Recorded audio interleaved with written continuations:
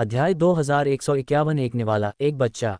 उन्होंने कुछ देर इंतजार किया, लेकिन गड्ढे से कुछ भी बाहर नहीं निकला, और धीरे धीरे धमाकों की आवाज़ें कम होती गईं। सब अभी भी असमंजस में घूर रहे थे, तभी उनकी नज़र गड्ढे के किनारे पर पड़ी। धातु के पंजों वाला एक छोटा सा सफ़ेद पंजा किनारे से थोड़ा ऊपर उठा हुआ था। पंजे बेहद तीखे लग रहे थे, लेकिन पंजा किसी बच्चे के हाथ के आकार का ही था। छोटे पंजे ने किसी सतह पर पकड़ बनाने की कोशिश की। जब उसने ज़मीन पकड़ी और खुद को ऊपर खींचने लगा, तो एक सफ़ेद धातु का चेहरा दिखाई दिया। उसकी आंखें गोल थीं और त्वचा कमल की त्वचा जैसी लग रही थी। जब वह गड्ढे से पूरी तरह बाहर निकला, तो सभी उसे अच्छी तरह देख पाए। वह छोटा सा सफ़ेद जानवर पेंगोलिन जैसा लग रहा था। पूंछ के साथ वह शायद 1 मीटर से ज़्यादा लंबा नहीं था। उसके आसपास की धातु की मूर्तियों की तुलना में वह सफ़ेद धातु का जानवर चींटी जैसा लग रहा था। जैसे ही वह छोटा जानवर पानी की सतह पर आया, उसका गोल मटोल शरीर उनकी ओर लखड़ाता हुआ आया।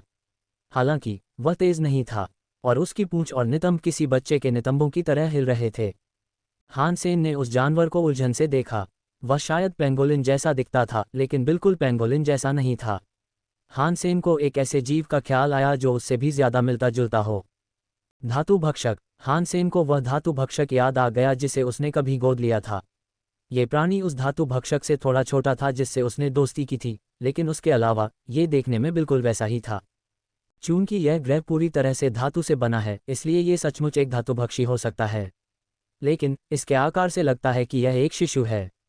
हो सकता है कि गुफा में कोई वयस्क छिपा हो, हान सेन ने चिंता से सोचा। हालांकि यह जीव बिल्कुल उसी प्रजाति का नहीं था जिससे हान सेन को अभयारण्यों में सामना हुआ था, लेकिन यह निश्चित रूप से उसी प्रकार का था। धातु का ये जीव काफी आत्मविश्वास से भरा हुआ लग रहा था, क्योंकि वह लड़खड़ाते हुए धातु की एक मूर्ति के पैरों की ओर बढ़ रहा था। पकड़ो इसे, क्लिंसमैन ने अपने साथी धातु की मूर्तियों को चिल्लाकर कहा। वह भी हान सेन की तरह ही सोच रहा था। अगर वह जानवर कहीं और छिपे किसी और खतरनाक जीव का बच्चा था, तो वह उसे तुरंत पकड़ना चाहता था। ऐसा करना उसके लिए फायदेमंद साबित हो सकता था। सबसे नज़दीकी धातु की मूर्ति को नियंत्रित करने वाले विध्वंसक ने क्लिंसमैन का आदेश सुना। उसने तुरंत मूर्ति को हटाकर उस छोटे जानवर को उठा लिया। वह जानवर छोटा और धीमा था। विशाल मूर्ति को देखकर ऐसा लग रहा था कि उसे बिना कुचले उठाना उसके लिए मुश्किल होगा। जैसे ही विशाल हाथ उस जानवर को पकड़ने के लिए नीचे आया, वह बेबस होकर हाथ को घूरने लगा। लेकिन बड़े हाथ के ज़मीन पर पहुंचने से पहले ही उस जीव ने अपना मुंह खोल दिया। उस पल सबकी आंखें खुली की खुली रह गईं, हान सेन की भी। उसने अपनी जिंदगी में कई डरावने जीव देखे थे और कई जानवरों को दूसरों को खाते हुए देखा था, लेकिन उसने कभी किसी जीव को इस तरह व्यवहार करते नहीं देखा था। वह नन्ही सी चीज़ बहुत छोटी थी, लेकिन जब उसने अपना मुंह खोला तो उसका सिर बहुत बड़ा हो गया। पूरा जीव एक विशाल धातु के मुंह में बदल गया। उसका गला किसी गहरे अथाह गड्ढे जैसा लग रहा था। मूर्ति कुछ 100 मीटर ऊंची थी, लेकिन उस छोटे से जीव ने मूर्ति को एक ही निवाले में खा लिया। ये दृश्य बेहद विचलित करने वाला था। ये चींटी द्वारा हाथी को खाने से भी ज्यादा चौंकाने वाला था। लेकिन ऐसा हुआ बिना किसी ताली बजाहट या शोर शराबे के। वह धातु की मूर्ति मुंह में गायब हो गई, और साथ में उसका नष्ट हुआ पायलट भी। एक निवाला, बस एक निवाला। नन्हा धातु का शैतान खुशी से निगल गया और डकारे लेने लगा, और वहां मौजूद सभी लोगों की रीढ़ में भयानक सिहरन दौड़ गई। यहां तक कि क्लिंसमैन के लिए धातु की मूर्तियों को नियंत्रित करने वाले डिस्ट्रॉइड भी घबरा गए। छोटे जानवर ने अपनी लंबी जीभ से अपने होंठ चाटे, फिर पास खड़ी धातु की एक और मूर्ति की ओर देखा। वह आगे की ओर कूद पड़ा। इसे मार डालो, क्लिंसमैन चिल्लाया। उसने 3 सिर और 6 भुजाओं वाली एक मूर्ति को नियंत्रित किया और उससे धातु के राक्षस पर हमला करने के लिए 3 अलग अलग रोशनियां छोड़ीं। बाकी धातु की मूर्तियां भी उस प्राणी पर हमला करने के लिए आगे बढ़ीं। धातु की मूर्तियों से आग और बर्फ की लहरें निकलकर राक्षस को पीछे धकेलने लगीं। उस छोटे जीव का शरीर अचानक एक पारदर्शी ढाल में लिपट गया। ढाल ने आने वाले हमलों को रोक दिया और उन्हें पूरी तरह से निष्प्रभावी कर दिया। उन्होंने पारदर्शी ढाल को हिलाया तक नहीं। चिंगारियों की झड़ी में उनके हमले के प्रयास विफल हो गए। धातु भक्षक। यह एक धातु भक्षक है। जब हान सेन ने वह ढाल देखी तो उसे अंतिम पुष्टि मिल गई कि यह प्राणी एक धातु भक्षक है। उनकी शक्तियां बहुत समान थीं। अभयारण्य के मेटल ईटर भी ऐसी ही ढालें बना सकते थे। हालांकि हान सेन के मेटल ईटर की ढाल काफ़ी कमज़ोर थी, फिर भी दोनों में समानताएं साफ थीं। कच्चा। छोटा सा जानवर पास की धातु की मूर्ति की ओर दौड़ा, और उसकी पहले मज़ेदार डगमगाहट अब काफ़ी भयावह हो गई थी। उसने फिर से अपना मुंह खोला और अंदर मौजूद नष्ट हुए लोगों को भागने का मौका मिलने से पहले ही पूरी धातु की मूर्ति निगल ली। ये कल्पना करना कठिन था कि इतना छोटा जानवर पहाड़ के आकार की धातु की मूर्ति को कैसे निगल सकता है। सभी मार्क्विस डर के मारे देख रहे थे। धातु की मूर्तियों में राजा जैसी ताकत थी, लेकिन वे एक एक करके निली जा रही थीं। उस प्राणी के छोटे कद के बावजूद उसे देवता बनाना जरूरी था।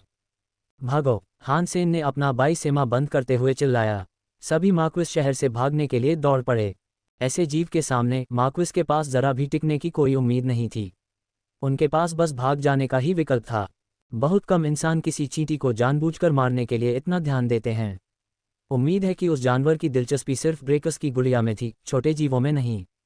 मार्क्विस के लिए बच निकलने का यही एक मौका था। हान सेन दौड़ता रहा, अपने कंधे के ऊपर से देखता रहा। छोटे जानवर का शरीर फिर से अपनी ढाल से सुरक्षित हो गया था। वह धातु की मूर्तियों के बीच से गुजर रहा था।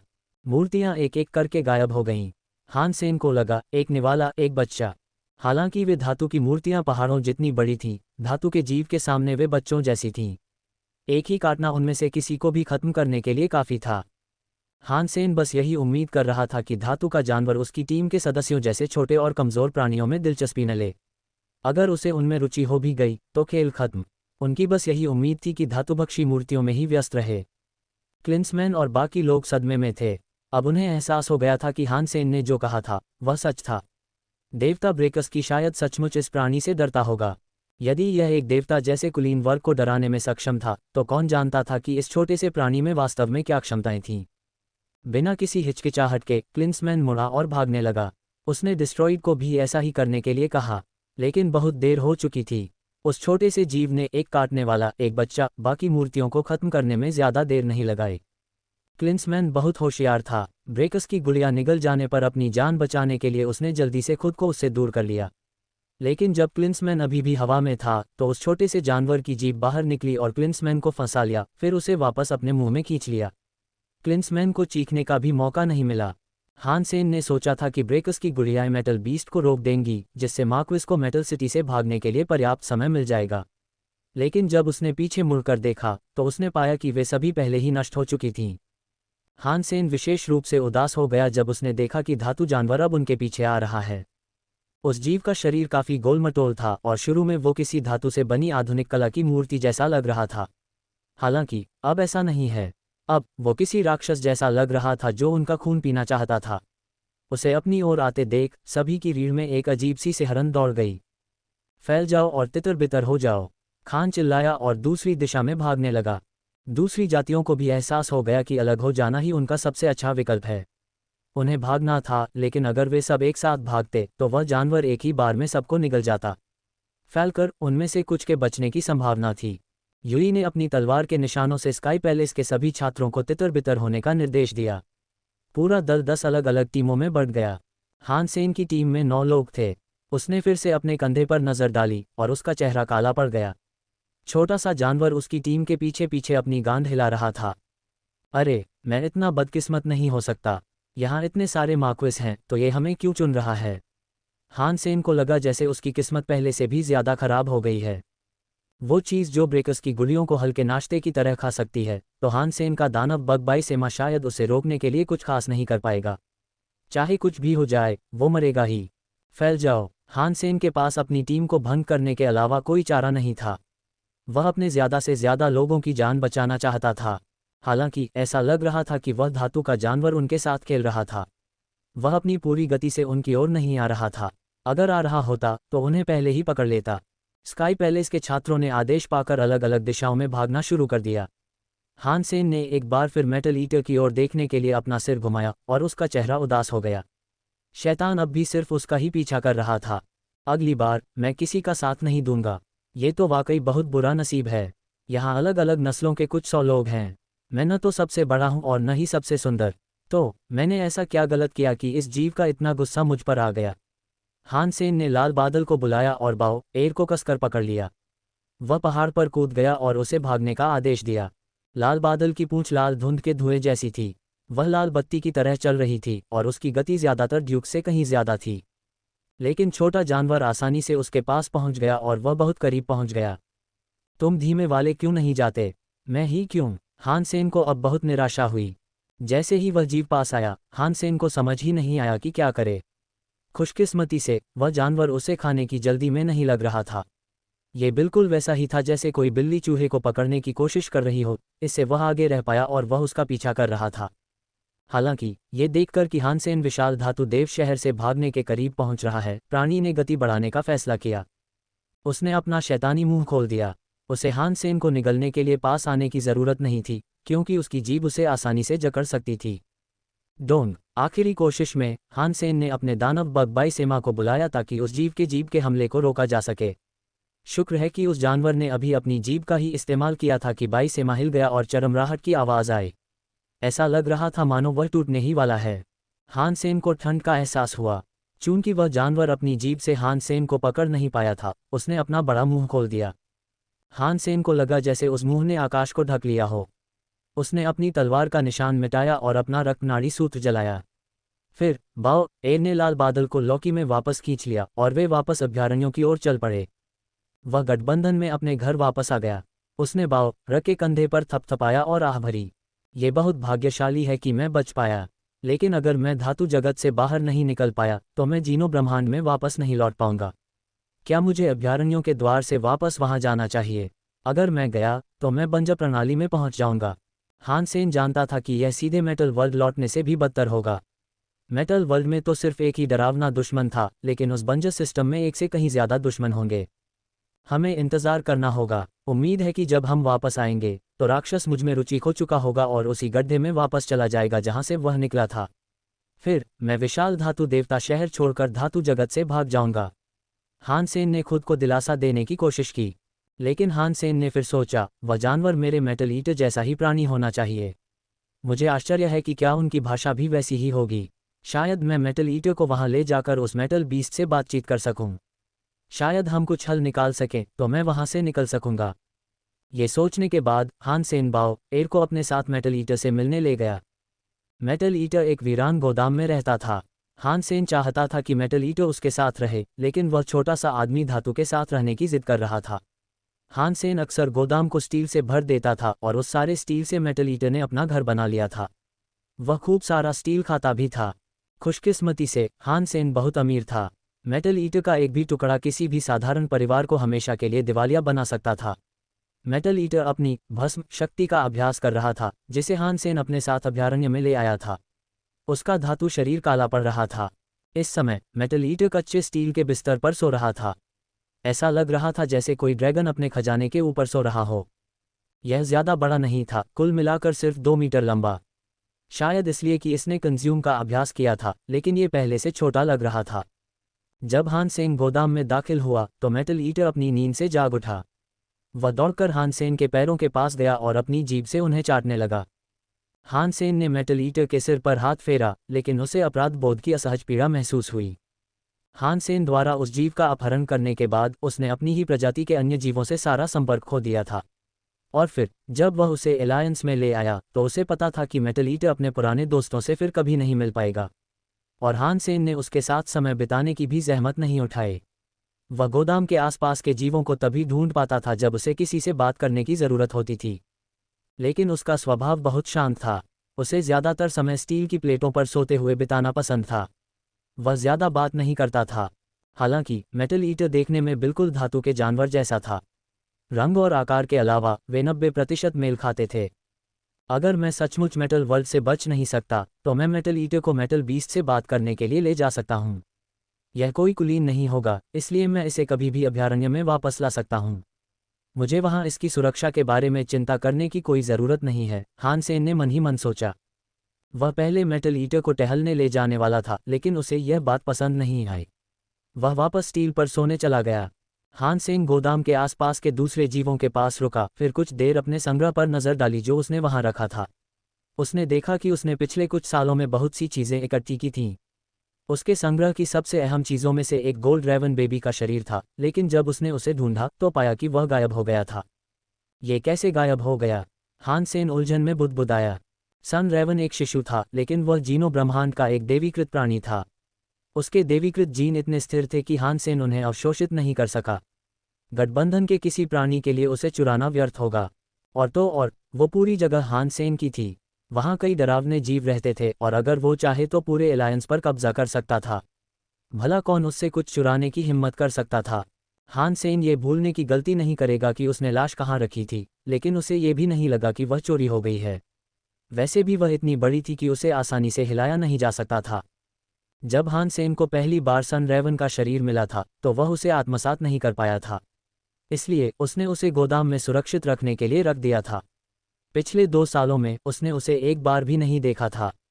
इतना समय बीत जाने के बाद उसे पता ही नहीं चला कि वह कब गायब हो गया।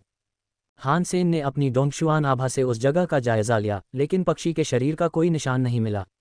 उसका शरीर बहुत ठोस था और सभी हिसाब से उसने कोई न कोई निशान जरूर छोड़ा होगा। खुशकिस्मती से गोदाम में कैमरे लगे थे। हान सेन कंट्रोल रूम की ओर बढ़ा जहां से वह कैमरों की फीड देख सकता था, लेकिन अचानक बाओ एर हान सेन के कंधों से उतरकर गोदाम के एक खास कोने में भाग गया। हान सेन को तुरंत समझ आ गया कि बाओ एर को कुछ मिल गया है, इसलिए वह उसके पीछे पीछे गया। बाओ एर एक लकड़ी के बक्से के पास गई थी। वह उस पर चढ़ गई और अंदर झांकने लगी। हान सेन को याद आया कि उस टोकरे में जी यानरान द्वारा खरीदी गई शराब की बैरल रखी जाती थी। ये एक प्रसिद्ध अंगूर के बाग में बनाई जाती थी, लेकिन चूंकि उस शराब में एक दुर्लभ सामग्री की ज़रूरत थी जो अब निर्माता नहीं पा सकते थे, इसलिए शराब का उत्पादन बंद कर दिया गया था। जी यानरान जितना हो सके उतना सामान इकट्ठा करने के लिए क्रेट वहां ले गई थी।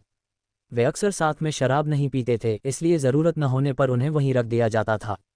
खुला क्रेट इस बात का सबूत था कि वहां कोई आया था, और इसके अलावा कुछ अन्य बक्से भी खुले हुए थे। क्या सचमुच चोरी हुई है? हान सेन बाओ के पास गया और बक्सों का निरीक्षण किया। हान सेन ने एक लंबा काला बैरल देखा जो खुला हुआ था। उसमें पहले से भरी शराब खाली हो चुकी थी, लेकिन जब हान सेन ने अंदर देखा तो उसे वो आखिरी चीज़ दिखाई दी जिसकी उसे उम्मीद नहीं थी। शराब की एक बूंद भी नहीं बची थी, लेकिन बर्तन के तले में मुट्ठी भर अंडा था। उसका छिलका लाल था और बहुत सुंदर लग रहा था। हान सेन ने अपनी डोंगशुआन आभा से उस चीज़ को देखा और लाल अंडे में से उसे कुछ ऐसा दिखाई दिया जो बहुत जाना पहचाना सा लग रहा था। उसे पता चला कि यह उस छोटी लाल चिड़िया का है जो बाओ एर के पीछे पीछे घूमती रहती थी। ये सोचकर हान सेन को एहसास हुआ कि पिछले कुछ सालों में उसने उस छोटी चिड़िया को ज़्यादा देखा या सुना नहीं था। वह बहुत व्यस्त था और चिड़िया वैसे भी बाओ एर के पीछे पीछे ही रहती थी, इसलिए उसने उस पर ज़्यादा ध्यान नहीं दिया था। हान सेन ने खाली पीपे से अंडा उठाया और बारीकी से निरीक्षण करने के बाद वह ये बताने में सक्षम हुआ कि इसमें वास्तव में एक छोटी लाल चिड़िया की उपस्थिति थी। अजीब है, ये यहाँ क्यों होगा और यह अंडा क्यों बनेगा? हान सेन को इस बात पर आश्चर्य हुआ और फिर उसने बाओ एर की ओर देखा। बाओ एर ने अपना सिर हिलाकर संकेत दिया कि उसे भी कुछ पता नहीं है। उस छोटे लाल पक्षी का इतिहास अजीब था। जब उन्हें पहली बार यह मिला था तब ये फीनिक्स निर्वाण में था। उस समय यह अपने सिनफिश रूप में था, लेकिन जब इसने तालाब का पानी छोड़ा तो यह एक छोटे लाल पक्षी में बदल गया। ये निश्चित रूप से एक अजीब जीव था। चूंकि उस छोटे लाल पक्षी में हमला करने की शक्ति नहीं थी, हान सेन ने तुरंत उस पर ध्यान देना बंद कर दिया। उसने बाओ एर को उसे पालतू जानवर की तरह रखने की इजाज़त दे दी। अब जबकि छोटा लाल पक्षी गोदाम में आ गया था और उसने शराब का एक पूरा बैरल पी लिया था और अंडे में बदल गया था, तो ये सब कुछ अजीब लग रहा था।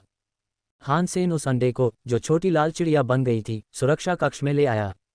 उसके पास 3 साल की फुटेज देखने के लिए थी, इसलिए उसने उसे फास्ट फॉरवर्ड पर देखना शुरू कर दिया।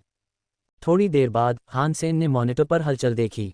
लगभग 2 साल पहले जब वह सन रेवन की लाश गोदाम में लाया था, उसके कुछ ही देर बाद वह छोटा लाल पक्षी उड़कर आया और उसे खाने लगा। हालांकि हान सेन सन रेवन के शरीर को परिष्कृत नहीं कर पाया था, फिर भी छोटा लाल पक्षी उसे बिना किसी परेशानी के खा लेता था। लेकिन हर बार वह उसे थोड़ा सा ही खा पाता था। छोटा पक्षी कटफोड़वे जैसा था और पूरे 1 साल तक कुतरने के बाद उसका पूरा शरीर खा गया। जैसे जैसे उसने सन रेवन का शरीर खाया, उस छोटे लाल पक्षी का कायापलट हुआ और साल भर उसका शरीर लगातार बदलता रहा। आखिरकार उसका शरीर एक लाल क्रिस्टल में बदल गया जो लगातार आग की लपटों में जलता रहा। छोटे लाल पक्षी ने सन रेवन का पूरा शरीर खा लिया, फिर वह एक डिब्बे की ओर उड़कर गया और उसे खोलकर एक बैरल का ढक्कन खींच लिया। वह छोटा सा पक्षी शराब में गिर पड़ा और एक छोटी लाल मछली बन गया। उसे घेरे हुए आग बुझ गई, लेकिन गर्मी ने अंदर की शराब को भाप बना दिया होगा। कुछ ही मिनटों में बैरल हड्डी की तरह सूख गया और फिर छोटी लाल चिड़िया अंडे से बाहर आ गई। वह हर बैरल में गई और वही किया, जिससे शराब का सारा स्टॉक बर्बाद हो गया। जब छोटा लाल पक्षी अंतिम बैरल तक पहुंच गया, तब तक वह फिर से बाहर नहीं आया जब तक हान सेन वहां नहीं आया और उसे ले गया। अरे, ये क्या चीज़ है? इसने सूरज सन रेवन को खा लिया और विकसित हो गया। हान सेन ने हैरानी से अपने हाथ में अंडे को देखा।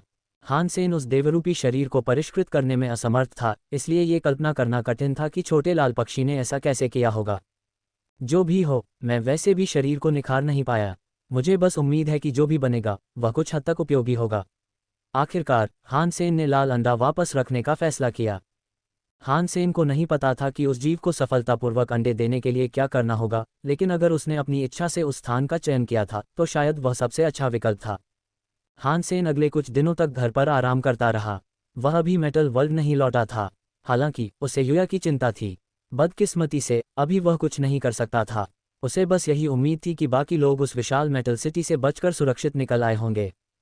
हान सेन ने हान लिंगर को गोद में लिया हुआ था, जबकि बाओ एर उसके बगल में बैठी थी। तीनों ने फिल्में देखीं और नाश्ता किया। हान लिंगर दूध की बोतल पकड़े हुए थी जिससे वह दूध पी रही थी, ठीक वैसे ही जैसे बाओ एर बचपन में पीती थी। जियानरान कंपनी और उसके काम से लौटी तो उसने हान सेन और बाओ एर को सोफे पर सोते हुए देखा। हान लिंग एर मुंह में चूची लिए हान सेन के ऊपर सो रही थी। हर जगह खाने पीने की चीजें और खिलौने बिखरे पड़े थे। सच में तुम ऐसे ही पिता बनना चाहते हो? जियानरान ने शिकायत की, लेकिन उसने हल्की फुल्की मुस्कान के साथ ऐसा किया। उसने उन्हें भी नहीं जगाया। उसने उन पर एक कंबल ओढ़ाया और साफ सफाई की। 4 दिन बाद हान सेन उस गोदाम में वापस गया जहां मेटल ईटर रहता था। उसने मेटल ईटर को अपने साथ ले जाने की योजना बनाई, इस उम्मीद में कि अगर मेटल बीस्ट से उसका फिर से सामना हुआ तो वह उससे बातचीत कर सकेगा। किसी भी स्थिति से निपटने के लिए हान सेन ने अपनी पीठ पर लगे ड्रैगन के पंखों और कानों पर लगे ड्रैगन के पंखों को बुला लिया। अगर कुछ गड़बड़ हो जाती तो वह मेटल ईटर के साथ टेलीपोर्ट कर सकता था और फिर से अभयारण्यों में वापस भागने के लिए पर्याप्त जगह हासिल कर सकता था। जिंदा रहना किसी भी चीज से ज्यादा जरूरी था। अपनी तैयारियां पूरी करने के बाद हान सेन बाओ और मेटल ईटर को मेटल वर्ल्ड में ले आया। उनके पहुंचने के बाद हान सेन ने बिना समय गंवाए किसी खतरे की तलाश में इधर उधर देखा। उसने जल्दी से बाओ एर और मेटल ईटर को पकड़ लिया और उस इलाके से दूर चला गया। सौभाग्य से उसकी सबसे बड़ी चिंताएं निराधार थीं। वह छोटा सा धातु का जानवर उसके लौटने पर उस पर हमला करने का इंतजार नहीं कर रहा था। लेकिन जब हान सेन ने चारों ओर देखा तो वह अवसाद में डूब गया। सबसे बुरा दृश्य शायद न भी घटित हुआ हो, लेकिन इसका मतलब यह नहीं कि उसका आना किसी की नज़र में नहीं आया। हान सेन की इच्छा के अनुसार जिस गड्ढे से वह निकला था वहां वापस लौटने के बजाय धातु का जानवर मलबे से बने एक खंडहर के ऊपर सो रहा था, मानो वह कोई पहाड़ हो। हान सेन के टेलीपोर्टेशन से मेटल बीस्ट जाग गया था। वह उठा और हान सेन की तरफ देखने लगा। धिक्कार है, अगर मुझे पता होता कि ऐसा होगा तो मैं टेलीपोर्ट ही नहीं करता। मुझे चुपचाप भाग जाना चाहिए था, हान सेन ने चिढ़कर कहा। हान सेन को देखते ही मेटल बीस्ट खड़ा हो गया, लेकिन फिर जब उसने मेटल ईटर को देखा तो उसकी आंखें चौड़ी हो गईं। हान सेन का मेटल ईटर भी मेटल बीस्ट को उतनी ही उत्सुकता से देख रहा था। काले और सफ़ेद मेटल बीस्ट एक दूसरे को घूर रहे थे। ये काम कर गया, हान सेन खुश हुआ। सफ़ेद मेटल बीस्ट कुछ देर तक दूसरे को घूरता रहा। मेटल ईटर पर चीखता रहा। ऐसा लग रहा था जैसे कुछ कह रहा हो, लेकिन हान सेन को कुछ समझ नहीं आ रहा था कि क्या कह रहा है। कम से कम उसकी आवाज़ धमकी भरी तो नहीं लग रही थी। मेटल ईटर हान सेन की बाहों से छूटकर ज़मीन पर गिर पड़ा। फिर उसने सफ़ेद मेटल बीस्ट पर कुछ आवाज़ निकाली। सफ़ेद धातु जानवर ने एक और आवाज़ की और मेटल ईटर की ओर दौड़ा। इससे हान सेन घबरा गया। जाहिर है वह मेटल ईटर को पकड़कर भागना चाहता था, लेकिन मेटल ईटर असल में सफ़ेद मेटल बीस्ट की ओर भाग रहा था। हान सेन जानता था कि मेटल ईटर कोई बहुत ज़्यादा समझदार प्राणी नहीं है, लेकिन वह खतरे को भांप लेता था। वह खुद को किसी भी तरह के नुकसान में नहीं पड़ने देता था। इसलिए हान सेन ने टेलीपोर्ट करने की अपनी योजना टाल दी और उन दोनों पर गौर से नज़र रखने लगा। काले और सफ़ेद मेटल बीस्ट एक साथ आए। उन्होंने एक दूसरे को देखा। मेटल ईटर सफ़ेद मेटल बीस्ट से काफ़ी बड़ा था, लेकिन उसकी ताकत काफ़ी कमज़ोर थी।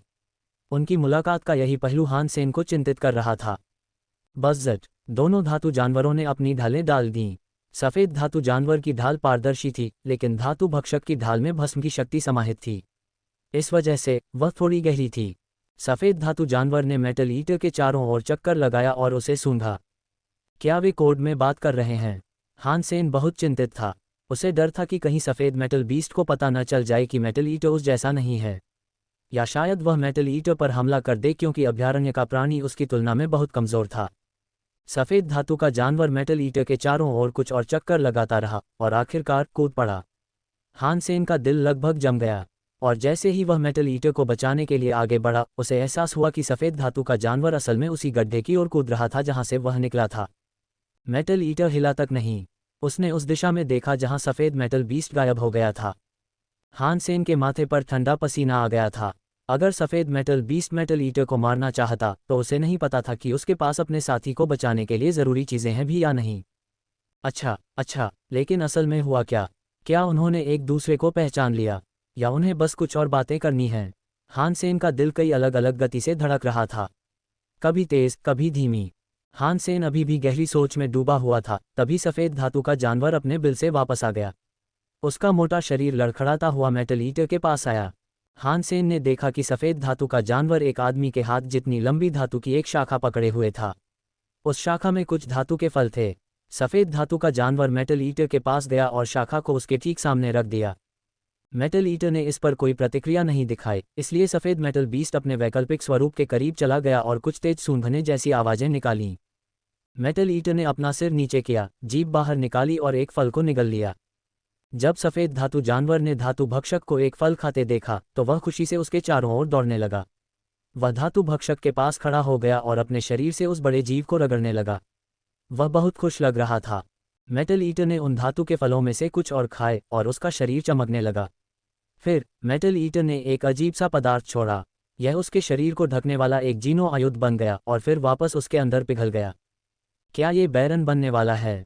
हान सेन जितना खुश था उतना ही हैरान भी था। हान सेन खुश था कि सफ़ेद मेटल बीस्ट ने मेटल ईटर को एक धातु का फल दिया था जो वाकई बहुत अच्छा था, लेकिन उसे हैरानी इस बात की थी कि मेटल ईटर बैरन बन रहा था। अब वह बिना नुकसान पहुंचाए अभयारण्य में वापस नहीं लौट सकता था। लेकिन इस तरह की धातु की दुनिया इसके लिए कहीं ज़्यादा उपयुक्त है। इसे गोदाम में अकेले नहीं रहना पड़ेगा, हान सेन ने मन ही मन सोचा।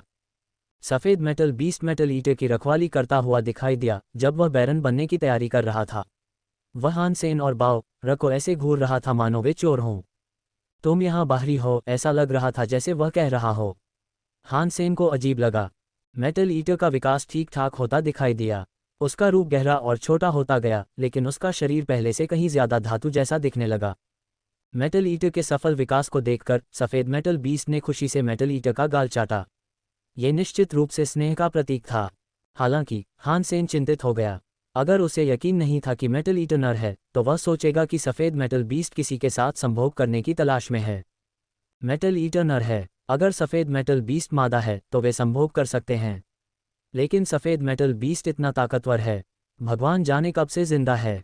क्या यह मेरे मेटल ईटर के लिए थोड़ा ज़्यादा बुरा नहीं है? हान सेन ने उन्हें अजीब तरह से देखा। हान सेन की नज़र में वह बहुत ही सुंदर दृश्य अस्पष्ट रूप से अशुभ हो गया। मेटल ईटर बहुत शांत था, सफ़ेद मेटल बीस्ट के विपरीत जो इतना सक्रिय था। सफ़ेद मेटल बीस्ट ने कुछ बार बात की थी, लेकिन उसे सिर्फ एक बार ही जवाब मिला था। लेकिन फिर भी सफ़ेद धातु का जानवर बहुत खुश था। वह बिल में वापस आया और धातुभक्षक को और भी ज़्यादा धातु के फल दिए। अरे, क्या वो चीज़ मेरे मेटल ईटर पर वार कर रही है? अगर ऐसा है तो शायद कोई बलिदान देना पड़ेगा। हम मेटल वर्ल्ड से बच पाएंगे या नहीं ये तुम पर निर्भर है मेटल ईटर। अपना जादू चलाओ। हान सेन ने मेटल ईटर को प्रोत्साहित किया, लेकिन साफ था कि मेटल ईटर को समझ नहीं आ रहा था कि उसे क्या बताया जा रहा है। उसने तो बस सफ़ेद मेटल बीस्ट द्वारा लाए गए फल को चबाया। वह इतना आलसी था कि बोला भी नहीं। युया ने उभरते लाल तूफान को देखा, उसकी भौहें उसके चेहरे की रेखाओं में गहराई तक उतर गईं। 4 दिन पहले वे धातु शहर से भागने में कामयाब हो गए थे क्योंकि वह भयानक धातु जानवर हान सेन के पीछे पड़ गया था। उस प्राणी ने हान सेन का काफ़ी देर तक पीछा किया था, जिससे बाकी लोग शहर को खाली कर सके। वे देश भर में उन्मत्ततापूर्वक भागते रहे, लेकिन अंततः उन्हें एहसास हुआ कि धातु जानवर को उन्हें पकड़ने के लिए शहर छोड़ने में कोई दिलचस्पी नहीं थी। हालांकि हान सेन से उनका सारा संपर्क टूट चुका था और हान सेन उनका नेता था। बुजुर्गों ने उन्हें हान सेन की देखभाल करने और उसे कोई नुकसान न पहुंचने देने का निर्देश दिया था। लेकिन अब खेल खत्म हो चुका था। वह राक्षस राजा वर्ग के कुलीनों को हल्के नाश्ते के लिए खा गया था, इसलिए इस बात की बहुत ज़्यादा संभावना थी कि हान सेन मर चुका हो। उफ, अब इस बारे में चिंता करने का कोई मतलब नहीं है। जब तक हम खुद यहाँ से भागने का कोई रास्ता नहीं ढूंढ लेते, हम सब यहीं मर जाएंगे।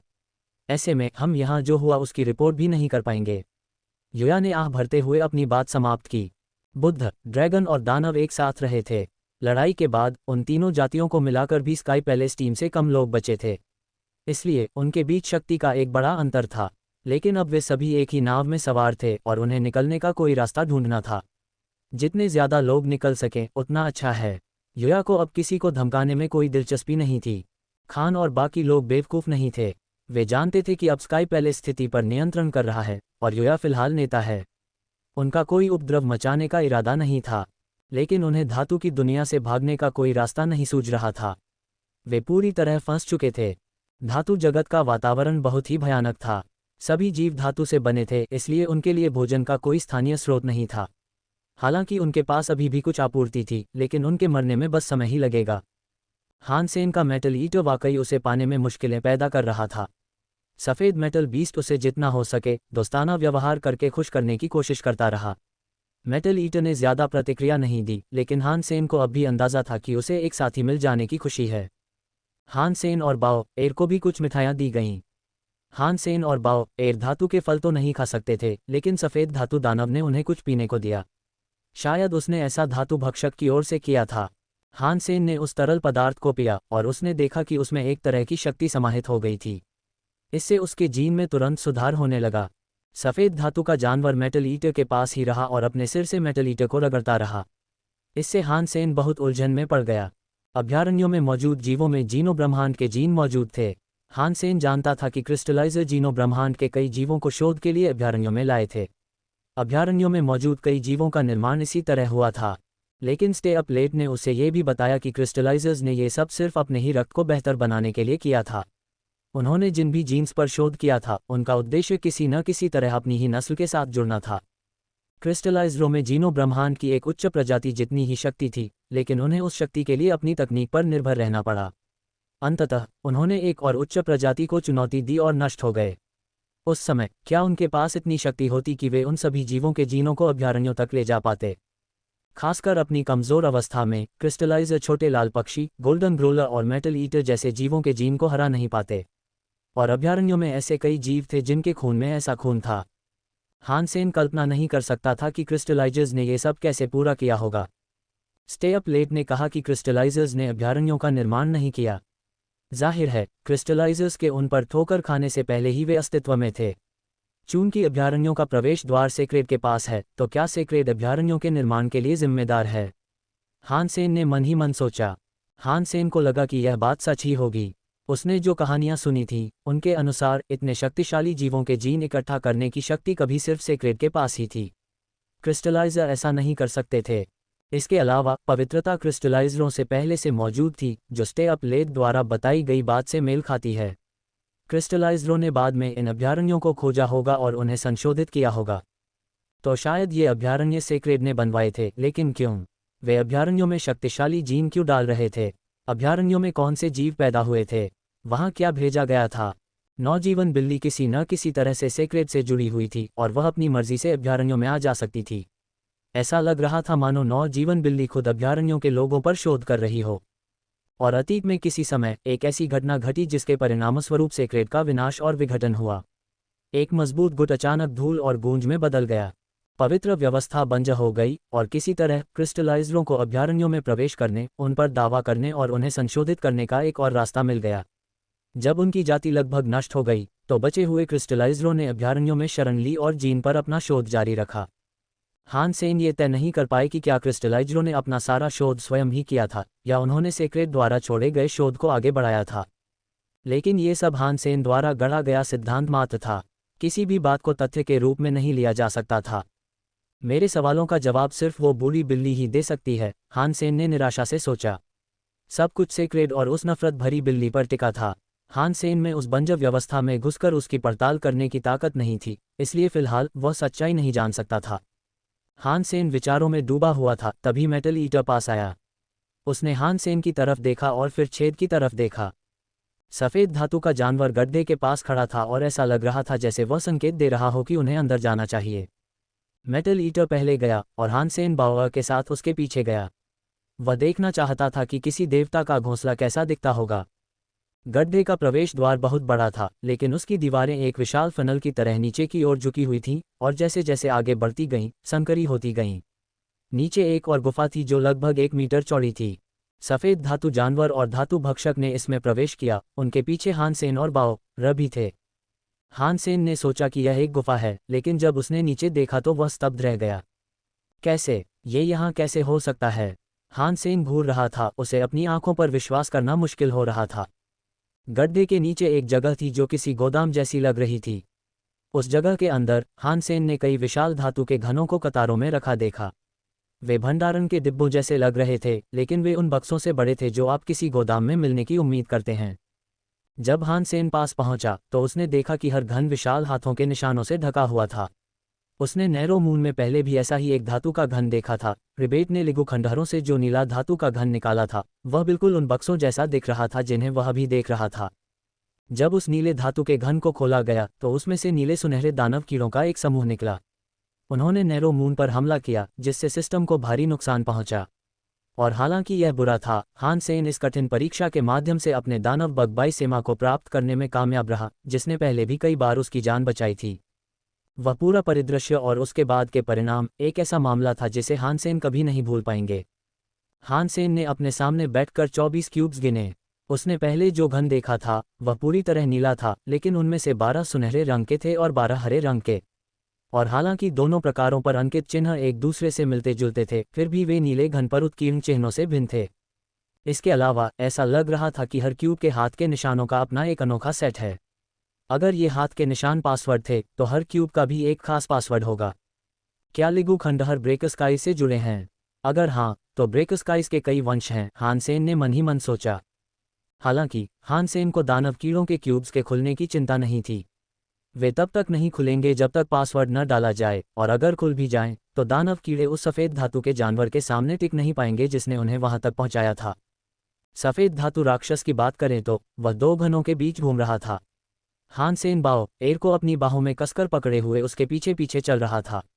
जैसे जैसे वे विशाल घनों के पास से गुजर रहे थे, हान सेन को कई मृत धात्विक जेनोजेनिक्स, धात्विक फल और धात्विक पौधे दिखाई दिए। ये सचमुच सफ़ेद धातु राक्षस का घर लग रहा था। ज्यादा दूर नहीं, कई पारदर्शी टैंक थे जिनमें से प्रत्येक एक तेल ट्रक जितना बड़ा था। कुछ टैंक खाली थे, जबकि 5 टैंक पारदर्शी तरल से लबालब भरे हुए थे। हान सेन ने एक नज़र डाली और तुरंत निष्कर्ष निकाला कि यह वही तरल था जो उसे और बाओ एर को पहले सफ़ेद धातु के जानवर द्वारा उपहार में दिया गया था। सभी पारदर्शी टैंकों पर जीनो ब्रह्मांड की आम भाषा में एक नाम लिखा था। हर एक पर लिखा था धातु जननिक द्रव। पाठ में यह भी बताया गया था कि इस द्रव के सेवन के बाद क्या प्रभाव होंगे। अगर धातु जननिक जीव उस द्रव को पी लेते तो वे तुरंत ही जननिक बन जाते। अगर कोई धातु जननिक इसे पी लेता तो ये द्रव उसे और भी शक्तिशाली बना देता। ऐसे कुछ 100 कनस्तर थे, लेकिन सफ़ेद धातु का जानवर उनमें से ज़्यादातर पहले ही पी चुका था। अब सिर्फ 5 ही बचे थे, और उनमें से एक भी उतना भरा नहीं था जितना होना चाहिए था। वह जीव शायद उसी से जोर जोर से पानी पी रहा होगा। सफ़ेद धातु राक्षस ने धातु भक्षक को अपने धातु फलों को और ज़्यादा खाने का निर्देश दिया। उसने धातु भक्षक को धातु जननिक द्रव पीने के लिए भी प्रोत्साहित किया। जैसे ही धातु भक्षक वहां पहुंचा, हान सेन 2 प्याले ले आया। उसने प्यालों को धातु जननिक द्रव में डुबोया और उन्हें भर लिया, एक बाओ एर के लिए और एक अपने लिए। जब उसने वह द्रव पिया तो उसके अंदर की कोशिकाओं में अजीबोगरीब बदलाव आए। हान सेन ने धातु के जेनोजेनिक द्रव को परिष्कृत करने के लिए द स्टोरी ऑफ जीन्स को तुरंत चालू कर दिया। द स्टोरी ऑफ जीन्स आखिरकार बढ़ रहा था और इससे वह बेहद खुश था। हान सेन गोदाम में घूम रहा था और उसे एक अजीब सी चीज़ दिखी। ब्रेक स्काइज ने शायद कुछ छोड़ा होगा, लेकिन हान सेन ठीक से समझ नहीं पा रहा था कि वो क्या है। न ही वो ये समझ पा रहा था कि उसका इस्तेमाल कैसे किया जाए। उसे उस पर काटने के निशान दिखाई दे रहे थे जहां सफ़ेद मेटल बीस्ट ने टुकड़े कुतर दिए थे। उसने अंदाज़ा लगाया कि शायद ये कोई खाने की चीज़ रही होगी। गोदाम ज़्यादातर धातु से बना था और ऐसा लग रहा था कि धातु के टुकड़े ही वो चीज़ें थीं जिन्हें सफ़ेद धातु का जानवर कुतर नहीं रहा था। हालांकि हान सेन इस बात से घबरा गया। उसने उत्सुकता से सोचा कि सफ़ेद धातु के जानवर ने राक्षसी कीड़े के टुकड़ों को न खाने का फैसला क्यों किया। हान सेन धातु के घनों के पास गया और देखा कि हर घन के बाहर किसी चीज़ की परत चढ़ी हुई थी। ये लगभग रबर या मोम की चादर जैसा लग रहा था, लेकिन पारदर्शी और बहुत पतला था। हान सेन को इसे ठीक से देखने के लिए डोंगशुआन सूत्र का इस्तेमाल करना पड़ा। मुझे आश्चर्य है कि क्या मैं सफ़ेद धातु के जानवर से बात कर पाऊंगा। धातु के घन को खोलने के बाद वह शायद अंदर के कीड़ों को खा जाएगा और मुझे एक अधमरा राक्षस कीट राजा छोड़ जाएगा। शायद मैं अपने लिए एक और राक्षस कीट राजा जानवर की आत्मा भी हासिल कर सकूं। हान सेन ने इस पर विचार किया। हान सेन ने सफ़ेद धातु के जानवर से बात करने का कोई तरीका सोचने की कोशिश की। वे एक ही भाषा नहीं बोलते थे, इसलिए ऐसा नहीं था कि वे एक दूसरे से सचमुच बात कर पाएं। इसलिए उसे अतिशयोक्तिपूर्ण हाव भाव अपनाने पड़े। उसे पता चला कि सफ़ेद धातु के जानवर को धातु के टुकड़ों की गंध पसंद नहीं थी और उसे असल में वह बाहरी परत पसंद नहीं थी। वह प्राणी उस परत के 7 टुकड़ों को काटने की हिम्मत नहीं कर सकता था। और इसके अलावा हान सेन की शक्ति उस परत को बलपूर्वक हटाने के लिए पर्याप्त नहीं होगी। अगर वह धातु के घन को खोलना चाहता है तो उसे प्रिंटों को सही क्रम में हथेली पर रखकर पासवर्ड सक्रिय करना होगा। पासवर्ड का पता लगाना मुश्किल नहीं होगा, लेकिन मुझे पहले सफ़ेद धातु जानवर से बात करनी होगी, हान सेन ने सोचा। हालांकि हान सेन को कोई जल्दी नहीं थी। वह गोदाम में घूमा और दूसरी तरफ उसे कुछ ऐसा मिला जो धातु का नहीं था। वहां एक धातु के बक्से में किताबें रखी हुई थीं। सफ़ेद धातु के राक्षस ने उस धातु के बक्से को कुतर दिया था, जिससे किताबें पूरे इलाके में बिखरी हुई थीं। किताबें कागज़ या कपड़े की बजाय प्लास्टिक की लग रही थीं, लेकिन वह सामग्री असली प्लास्टिक से कहीं ज़्यादा मजबूत थी। हान सेन ने उन्हें जलाने की कोशिश की, लेकिन ऐसा लग रहा था कि लौ के स्पर्श से उन पर कोई असर नहीं हुआ। बक्से में पहले 6 किताबें थीं, लेकिन हर किताब एक छोटे से घर के आकार की थी। ये किताबें शायद वहां के मूल निवासियों ब्रेक स्काइज की रही होंगी। हान सेन को ये देखने के लिए ऊपर उड़ना पड़ा कि उन पर क्या लिखा है। उन 6 किताबों का नाम ब्रेक 6 स्काइज था। ये ब्रेक स्काइज की एक जेनो आर्ट थी। हान सेन को ब्रेक स्काइज जीनो आर्ट में दिलचस्पी थी। उसने इसे पढ़ना शुरू किया और वह ये समझने में कामयाब रहा कि यह एक बहुत ही हिंसक तकनीक है। इसमें जीन के पदार्थ पर प्रहार करके विस्फोट पैदा किया जाता था। हर प्रहार से एक ऐसा विस्फोट होता था जो शुरुआती प्रहार से भी ज़्यादा शक्तिशाली होता था। हालांकि जो कुछ वह समझ पाया, उससे पता चला कि जीनो आर्ट बहुत ज़्यादा खतरनाक था। विस्फोटों से सबको नुकसान पहुंचता, यहाँ तक कि इस्तेमाल करने वाले को भी, इसलिए अगर आप सावधान न रहे तो खुद को भी उड़ा सकते थे। ये बहुत ही क्रूर था। ये बहुत हिंसक है, लेकिन मुझे मानना होगा कि मुझे इसका कॉन्सेप्ट पसंद है। हान सेन ने अभी अभी पढ़ी गई ब्रेक 6 स्काइज की सारी सामग्री तुरंत याद कर ली और समय मिलने पर इसे सीखने और अभ्यास करने की योजना बनाई। यह इतनी हिंसक जीनो कला थी कि इसका इस्तेमाल अपने से ऊंचे स्तर के दुश्मनों को आसानी से चुनौती देने के लिए किया जा सकता था। फिर भी इसे सीखना वाकई मुश्किल लग रहा था। यह एक बहुत ही कठिन और गूढ़ जीनो कला थी, लेकिन इसे चलाने के लिए बहुत सटीक कौशल की ज़रूरत थी। इसकी कठिनाई का स्तर निश्चित रूप से स्काई पैलेस के सेपरेशन एविल के बराबर था। उदाहरण के लिए, जीनो आर्ट एक मानव परमाणु बम की तरह था। भले ही उपयोगकर्ता इसके काम करने के सिद्धांतों को समझता हो, फिर भी खुद को उड़ाए बिना इसका इस्तेमाल करना एक मुश्किल काम था। हान सेन को ज़रूरी सटीकता की चिंता नहीं थी, बेशक, और उसके पास उसका डोंगशुआन सूत्र था। उसकी मदद से वह किसी भी पदार्थ को नियंत्रित कर सकता था। इससे उसके लिए दूसरे कौशलों का अभ्यास करना किसी भी अन्य व्यक्ति या प्राणी की तुलना में कहीं ज़्यादा आसान हो गया था। फिर भी इस हुनर को सीखने में बहुत समय लगेगा। उसके पास अभी और भी बहुत से हुनर हैं जिनका उसे अभ्यास करना है, और वह अभी शुरुआत करने के मूड में भी नहीं है, इसलिए वह भी इस पर कुछ नहीं करने वाला था। हान सेन ने गोदाम में कुछ और देखा, लेकिन उसे कुछ भी उतना दिलचस्प नहीं मिला। आखिरकार उसने अपना ध्यान धातु के क्यूब्स पर वापस कर दिया। उसने सफ़ेद मेटल बीस्ट से बातचीत शुरू कर दी, हालांकि भाषा की बाधा बहुत गंभीर थी। हान सेन ने इसे दूर करने के लिए बहुत प्रयास किया, और मेटल बीस्ट को अपने साथ सहयोग करने के लिए लुभाने के लिए उसने मेटल ईटर को चारा के तौर पर इस्तेमाल किया। हान सेन आखिरकार इस बात की पुष्टि करने में कामयाब हो गया कि सफ़ेद धातु का जानवर उसे आधा मरा हुआ, आधा देवता बना हुआ दानव कीट राजा बनाकर छोड़ देगा। इस बात पर सहमत होने के बाद हान सेन एक धातु के घन के पास गया। सफ़ेद धातु भक्षक पहले भी राक्षसी कीड़ों को खा चुका था, बस उसे क्यूब्स के ऊपर की परत पसंद नहीं आई। जब हान सेन ने सफ़ेद धातु भक्षक से उसके लिए एक साधारण राक्षसी कीड़े का जैनोजेनिक जीन छोड़ने को कहा तो उसे सख्त मना कर दिया गया। इसकी इजाज़त नहीं थी, और मेटल ईटर को सफ़ेद धातु भक्षक को बहकाने पर भी उसका मन नहीं बदला। इसलिए हान सेन ने यह संभावना छोड़ दी। 24 दानव कीट राजा। मुझे एक दानव कीट राजा की पशु आत्मा ज़रूर मिलनी चाहिए। मुझे बस एक की ज़रूरत है, हान सेन ने मन ही मन सोचा, जब वह एक सुनहरे धातु के घन के सामने खड़ा था। ब्रेक स्काई के सोने के धातु के क्यूब्स के हाथ के निशान वाले पैटर्न वाले पासवर्ड एक दूसरे से बिल्कुल अलग थे, और हर संयोजन को समझना सिरदर्द जैसा था। संयोग से सही कोड मिलना लॉटरी जीतने से भी कम संभावना वाला था। संभावनाएं उतनी ही कम थीं जितनी किसी सुपरनोवा से इंसानों का निर्माण होना। लेकिन हान सेन को किस्मत पर निर्भर रहने की ज़रूरत नहीं थी। जैसे ही उसने सोने के धातु के घन को देखा, उसकी दाहिनी आंख में बैंगनी रंग का प्रवाह हुआ। काली पुतली पूरी तरह से बैंगनी हो गई, फिर 4 टुकड़ों में बढ़ गई। वह 4 पंखुड़ियों वाली बैंगनी पुतली बन गई। ये वह तमाशा सा जानवर आत्मा थी जो हान सेन को ईविल आई को मारने से मिली थी। इसे पर्पल आई बटरफ्लाई कहा जाता था, और यह एक देवताकृत जानवर आत्मा थी। हालांकि वह लड़ाई के लिए इस्तेमाल की जाने वाली कोई जानवर आत्मा नहीं थी, फिर भी हान सेन उसे संजोकर रखता था। वह उसे किसी भी लड़ाकू जानवर आत्मा से ज़्यादा मूल्यवान समझता था। यहाँ तक कि एक देवताकृत हथियार भी जानवर आत्मा देवताकृत शक्तियों वाला एक हथियार ही था।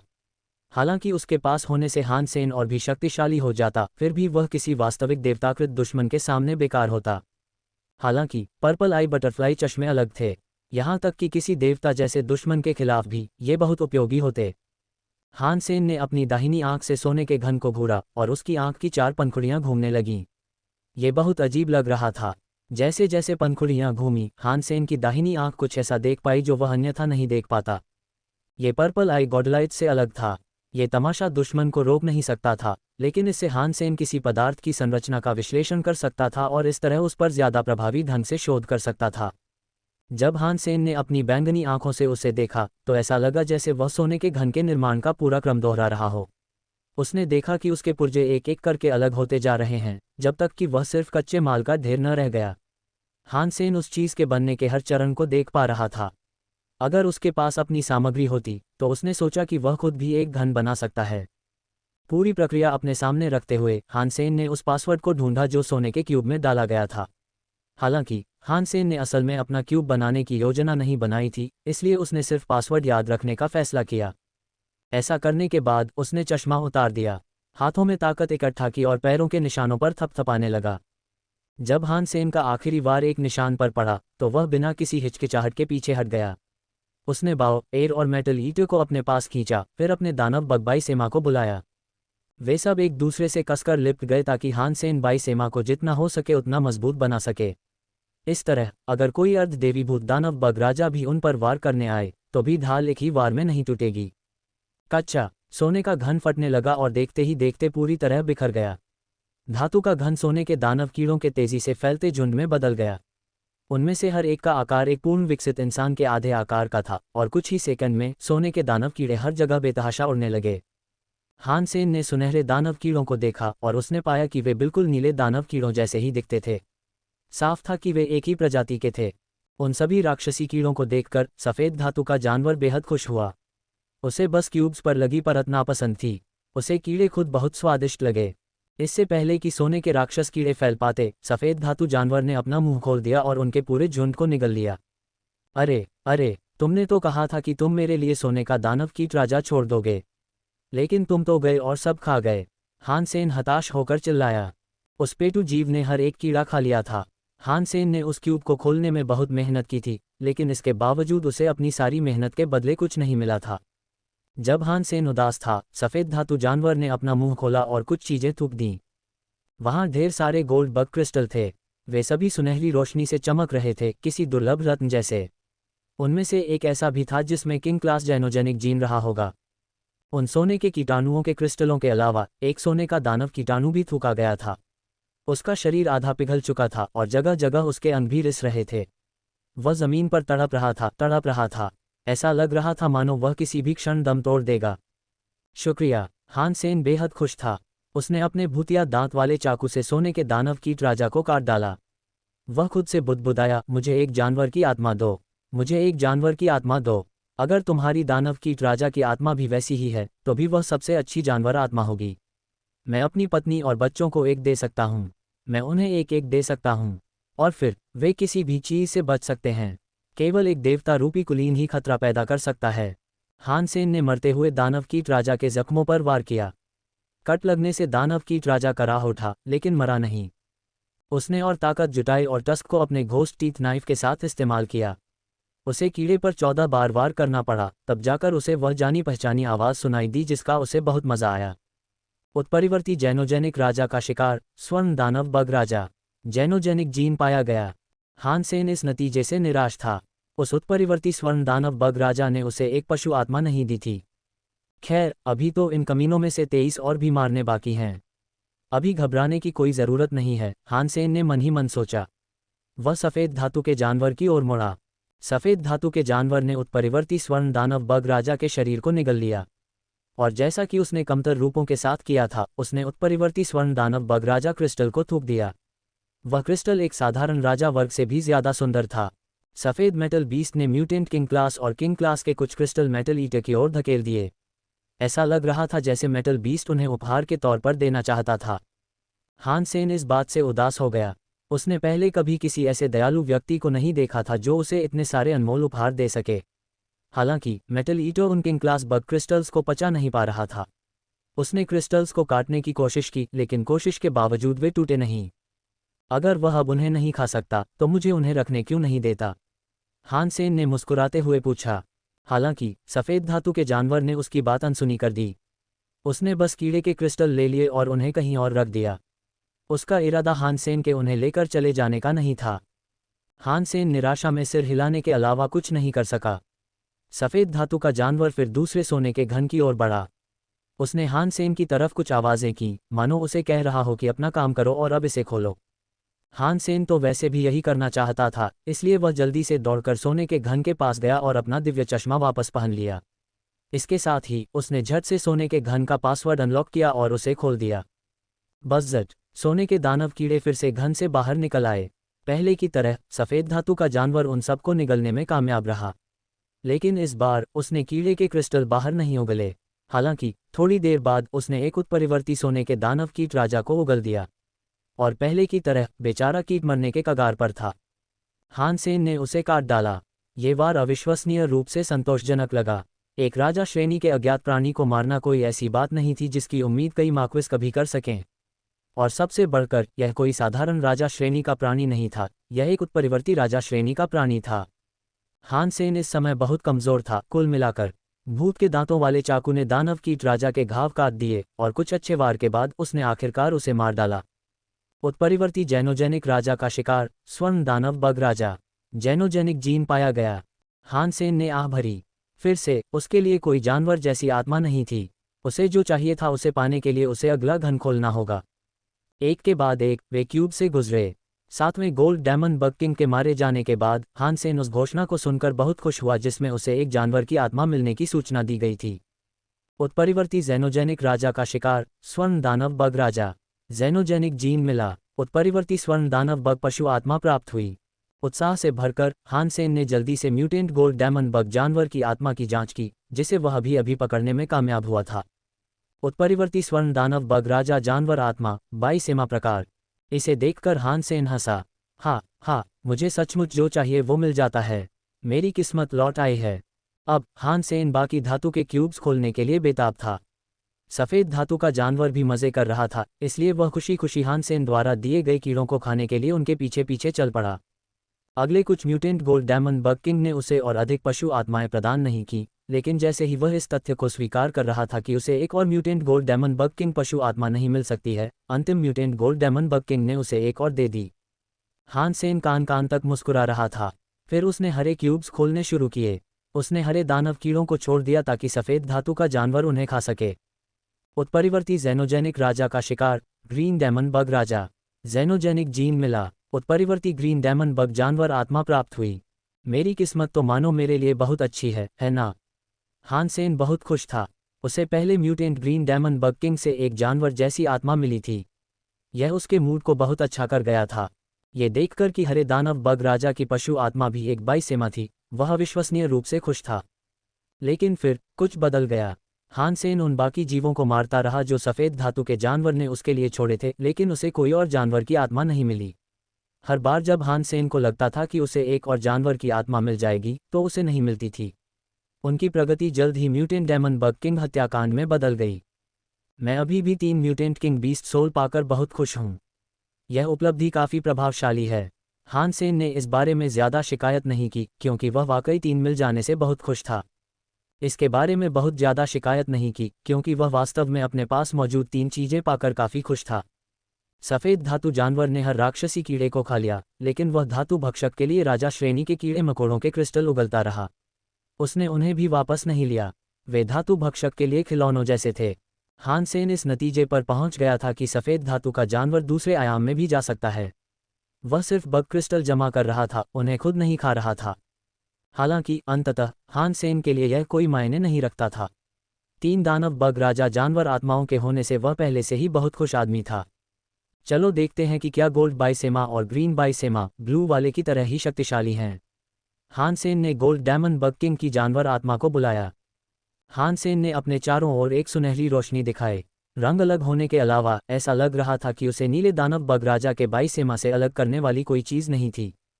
ग्रीन बाईसेमा की जांच करने के बाद उन्होंने देखा कि वह भी बिल्कुल वैसा ही था, बस रंग में फ़र्क था। उसके रक्षात्मक गुण भी एक जैसे थे। क्या मैं इन बाईसेमाओं का एक साथ इस्तेमाल कर सकता हूँ? हान सेन ने मन ही मन सोचा। फिर उसने सभी दानव बग राजा बाईसेमाओं को बुलाया। हान सेन ने चारों दानव बग राजा बाईसेमा को बुलाया, लेकिन उनमें से एक भी काम नहीं आया। जिन 3 बाईसेमाओं को उसने सफलतापूर्वक बुलाया था, वे मिलकर नीले, सुनहरे और हरे रंग के बाईसेमा बन गए। वह दूसरा स्वर्ण बाईसेमा था जिसे वह इस्तेमाल के लिए नहीं बुला सका। मैं एक ही रंग के बाईसेमा जानवरों की आत्माओं को एक साथ इस्तेमाल नहीं कर सकता, लेकिन अलग अलग रंगों की आत्माओं को मिलाया जा सकता है। हान सेन हैरान रह गया। उसने तिरंगे वाले दानव बग राजा बाईसेमा को आजमाया और देखा कि यह किसी भी एक रंग के बाईसेमा से कहीं ज़्यादा शक्तिशाली था। ये खोज जितनी आश्चर्यजनक थी, उतनी ही रोमांचक भी। इन बाईसेमा पशु आत्माओं को मिलाया जा सकता है। मुझे आश्चर्य है कि ब्रेक स्काइज ने कितने राक्षसी कीड़े बनाए होंगे। अगर और रंग हो तो शायद मैं उन्हें भी एक साथ रख सकूं। इससे मुझे एक देवत्व प्राप्त प्राणी की सुरक्षा मिल सकती है। हान सेन जानता था कि इसकी संभावना बेहद कम है। अगर वहाँ दूसरे रंग भी होते तो भी वह उनकी पशु आत्माएं पाने के लिए शायद इतना भाग्यशाली न होता। इसके अलावा राक्षसी कीड़ों को ढूंढना उसके लिए एक डेढ़ काम होता। त्रिरंग दानव बग राजा बाईसेमा अभी के लिए काफ़ी ताकतवर है। ये निश्चित रूप से अर्धदेवीभूत कुलीन वर्ग का सामना कर लेगा। हान सेन बहुत खुश हुआ। जिन सभी जातियों ने मार्कीज की टीमें मेटल वर्ल्ड भेजी थीं, वे चिंतित हो रही थीं। उनके कुलीन लोग ग्रह के बाहर इंतजार कर रहे थे, लेकिन आधा महीना बीत जाने के बाद भी एक भी मार्कीज वापस नहीं आया। उन्होंने कुछ और मार्कीज भेजे ताकि पता लगाया जा सके कि वहाँ क्या हुआ होगा, लेकिन उनमें से कोई भी वापस नहीं आया। सभी बुजुर्ग अपने लोगों पर मंडरा रहे खतरे से नाराज हो रहे थे। मेटल वर्ल्ड में भेजे गए पहले स्काउट्स अंदर गए और बिना किसी समस्या के वापस आ गए, लेकिन अब एक भी मार्क्विस वापस नहीं आ पा रहा था। इससे वे बहुत उलझन में थे। वे बहुत परेशान थे। हालांकि उन उच्च जातियों के लिए 100 मार्कीज कुछ भी नहीं थे, फिर भी वे इलाके के लिए लड़ रहे थे। उन्होंने मार्कीज रैंक के अपने सबसे अच्छे कुलीनों को बाहर भेज दिया था। उनके लड़ाकों के अंदर फंस जाने से उन जातियों को बहुत नुकसान हुआ। सफ़ेद धातु के राक्षस ने हान सेन को बताया कि वह धातु जगत से कैसे निकल सकता है। धातु जगत पर मंडरा रहा तूफान नीले और लाल रंग के बीच घूमता रहता था और ज़्यादातर समय वहाँ से निकलना नामुमकिन था। हालांकि हर 10वें रंग परिवर्तन के साथ तूफान में एक छोटा सा विराम आ जाता था। केवल इसी दौरान ग्रह से बचकर निकलना संभव था। जब दानव और बुद्ध पहली बार वहां आए थे तो वह उस छोटी सी खिड़की के दौरान ही था। इसी तरह वे अंदर और बाहर आ जा सकते थे। अब उन्हें सतह छोड़ने की कोशिश करने से पहले 10 लाल और नीले तूफानों के गुजर जाने का इंतजार करना था। कुल मिलाकर इसमें 1.5 महीना लग जाता। खिड़की खुलने में अभी कुछ समय बाकी था, इसलिए हान सेन को अभी आगे बढ़ने की कोई जल्दी नहीं थी। हान सेन मेटल ईटर के साथ दोस्ती का भरपूर आनंद ले रहा था और वह हर दिन मेटल जैनोजेनिक द्रव का सेवन कर पा रहा था।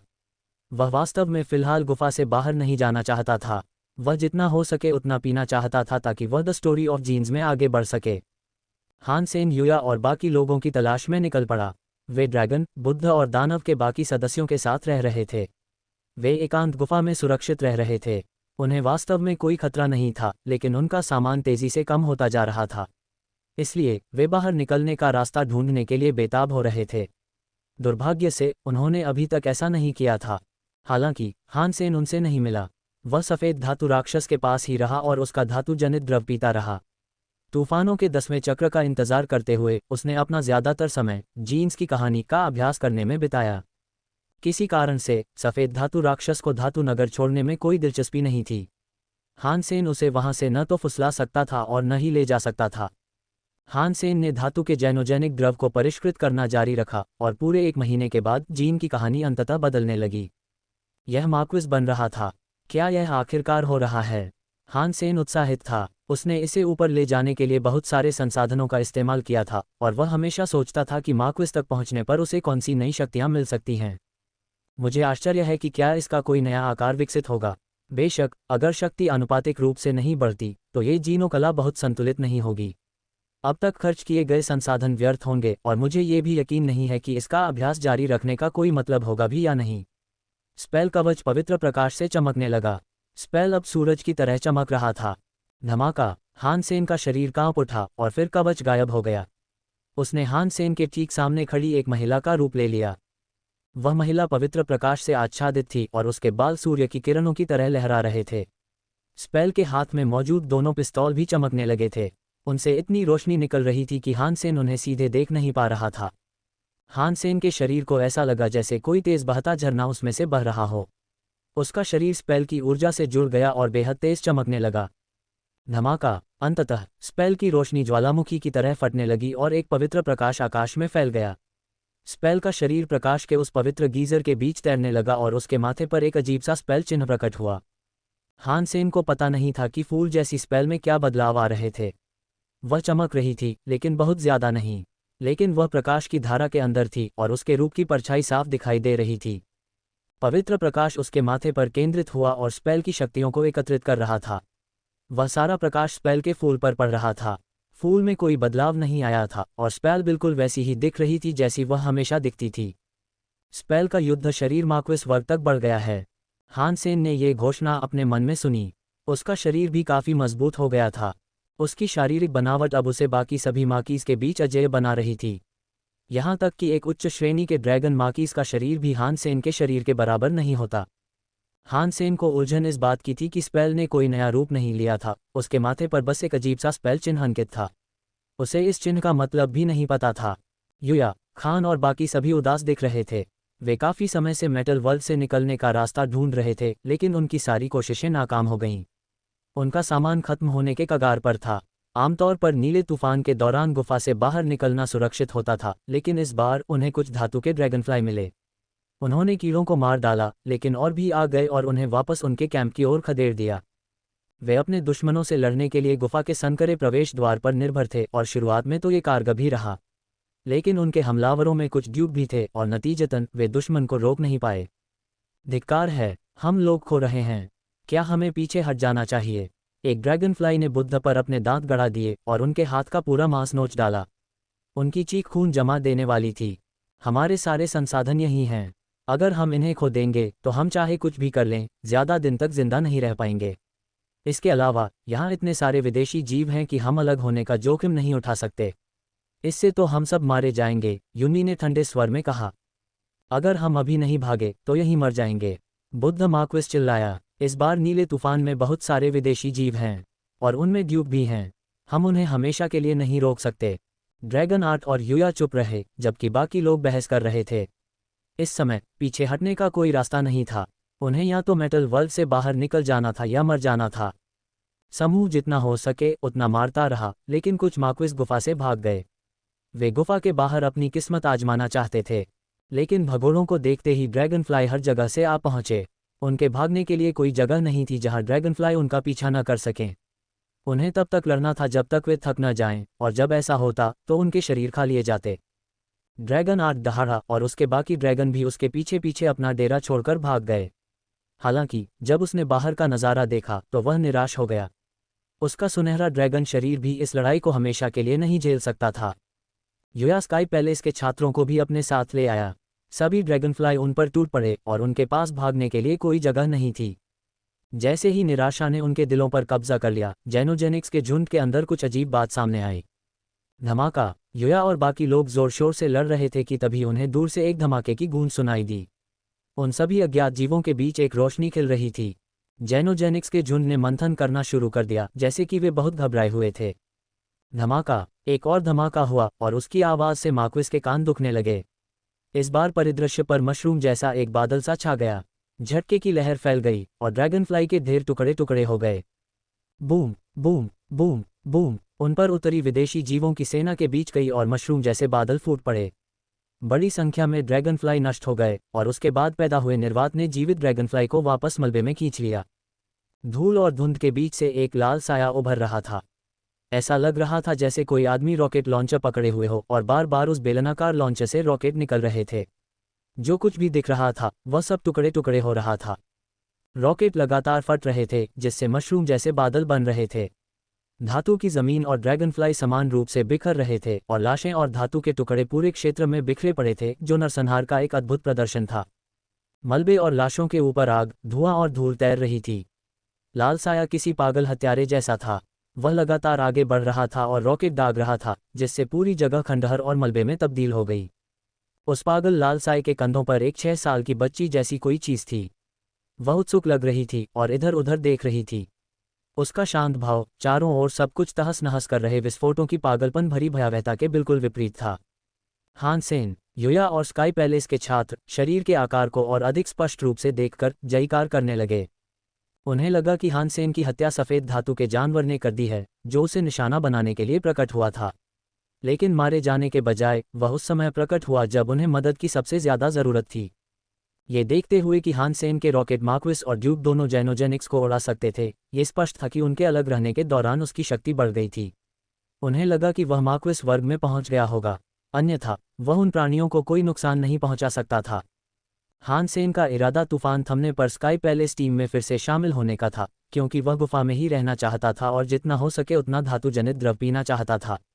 लेकिन स्काई पैलेस के छात्र खतरे में थे, इसलिए उसने तय किया कि उसके पास धातु नगर छोड़ने के अलावा कोई विकल्प नहीं है। यह आदमी क्या अभी अभी मार्कीज बना है? जब ड्रैगन 9 ने उन रॉकेटों की ताकत देखी तो वह एकदम से स्तब्ध रह गया। उसे यकीन नहीं हो रहा था कि एक मार्कीज में इतनी ताकत हो सकती है। ड्रैगन 8 भी हैरान था। वह अपने सुनहरे ड्रैगन शरीर के साथ भी उन रॉकेटों में से एक का भी सामना करने की हिम्मत नहीं कर पा रहा था। यह विश्वास करना वाकई मुश्किल था कि एक मार्क्विस में इतनी ताकत थी। और इन सब के अलावा हमले लंबी दूरी और प्रभाव वाले क्षेत्र में थे। वे केवल एक ही लक्ष्य पर हमले नहीं थे।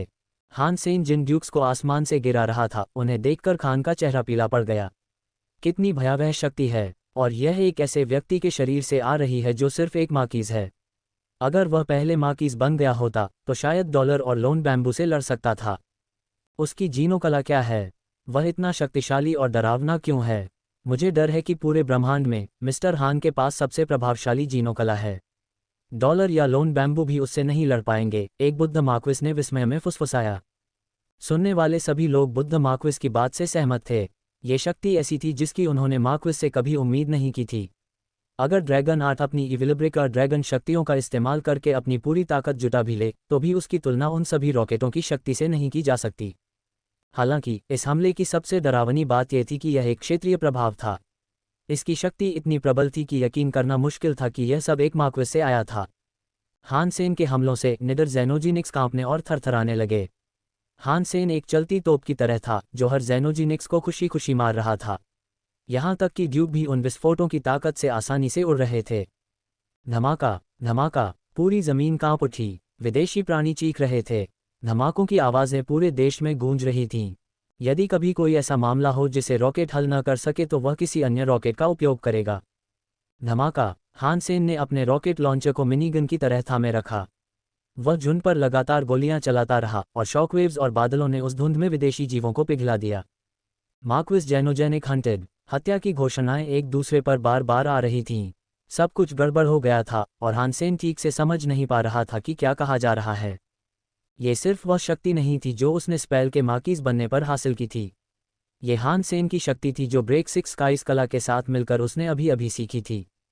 हान सेन की शक्ति डरावनी थी, इसमें कोई शक नहीं था। अब वह निश्चित रूप से सभी मार्क्विस में सर्वश्रेष्ठ था, और ब्रेक 6 स्काइज के जरिए वह जो प्रभाव डाल सकता था उससे वह अपनी ओर आने वाली हर चीज़ को नष्ट कर सकता था। उसे ऐसा लग रहा था जैसे वह किसी आकाशगंगा के युद्धपोत को नष्ट कर सकता है। जब स्पेल मार्क्विस बन गया तो हान सेन के पास करने के लिए कुछ नहीं था, इसलिए उसने अपना बाकी खाली समय ब्रेक 6 स्काइज पर शोध करने में बिताया। उसके डोंगक्सुआन सूत्र और देवत्व प्राप्त चश्मे ने ब्रेक 6 स्काइज को सीखना उसके लिए बेहद आसान बना दिया। हान सेन ने भी अपनी कुछ तरकीबें इस्तेमाल कीं। खुद वह भी ब्रेक 6 स्काइज की पूरी ताकत को पास से नहीं झेल सकता था, इसलिए उसने स्पेल के प्रोजेक्टाइल्स में उनकी शक्ति भर दी। दूर से फायर करने पर भी उसे कोई नुकसान नहीं होता। तो ये एक बेहतरीन जोड़ी थी। रॉकेट और गोलियों में ब्रेक 6 स्काइज जैसी ताकत थी। हालांकि हान सेन ने सिर्फ पहला स्तर ही सीखा था, लेकिन उसका रॉकेट लॉन्चर पहले से ही बहुत शक्तिशाली था। एक ड्यूक भी इसका सामना नहीं कर सका। रॉकेट की शक्ति ने पूरी विदेशी सेना को दबा दिया। ड्रैगन 8 और युया हान सेन की मदद के लिए आगे बढ़े, लेकिन जल्द ही रुक गए। वे बस पीछे खड़े रहे और हान सेन की कारीगरी की प्रशंसा करते रहे। उसके पीछे बस खंडहर, लाशें और धुआं ही बचा था।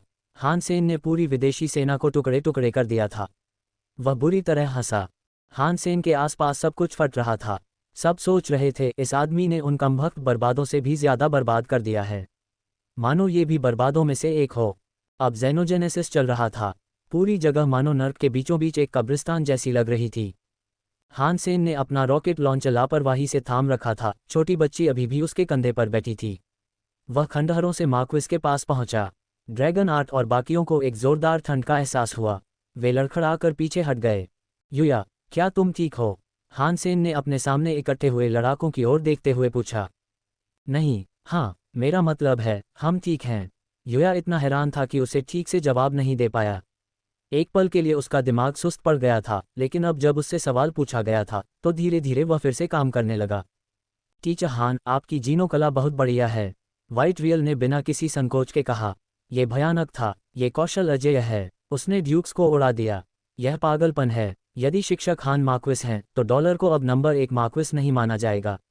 ये निश्चित है। सभी छात्र खुशी खुशी इस बारे में बात कर रहे थे। वे सभी हान सेन को शिक्षक की उपाधि से पुकार रहे थे क्योंकि सभी विस्फोट अविश्वसनीय रूप से प्रभावशाली थे। वे उसकी इतनी प्रशंसा करते थे कि मानो वे एक ही स्तर के हों।